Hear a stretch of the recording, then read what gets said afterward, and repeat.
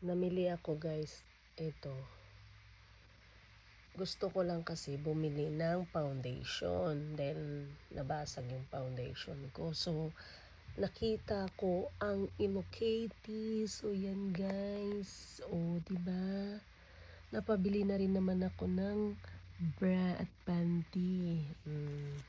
Set po yan guys na bra at saka panty set yan. Kasi tuwing bumibili ako ng kailangan set yan.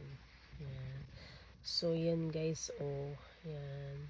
Napabili ako ng mga kitty, Hello Kitty dahil nakita ko na naman siya. So kumikinang na naman yung Hello Kitty sa mata ko. So sabi ko, ala, ang cute naman. So ito nga, nabudol na naman ako ng Hello Kitty. So yan guys.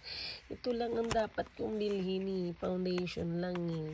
Na Revlon. So ito nga, nabudol. Nabudol talaga ako guys sa Hello Kitty. So yan guys. So, yan. Yan, ang cute. Lalo na ito, nabudol ako dito kasi ito yung una kong nakita. Set na po siya. Yan guys, so makikita nyo. Yan, ang laman yan. Hairpen, lipstick, and foundation.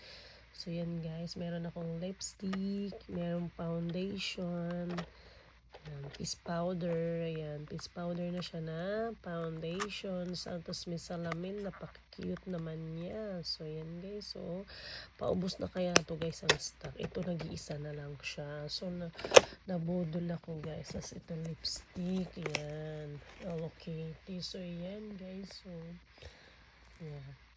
Budol is life. Ayan. Meron din akong sunscreen. So yan guys. Diba? So yan. Diba? Bodol talaga. Na bodol. Tapos ito yung lipstick. Oh, napaka-cute ng lipstick. Yan guys. Napaka-cute ng lipstick. Oh, with Hello Kitty talaga yan guys. So yan. Yan yung nabodol. Nabodol talaga.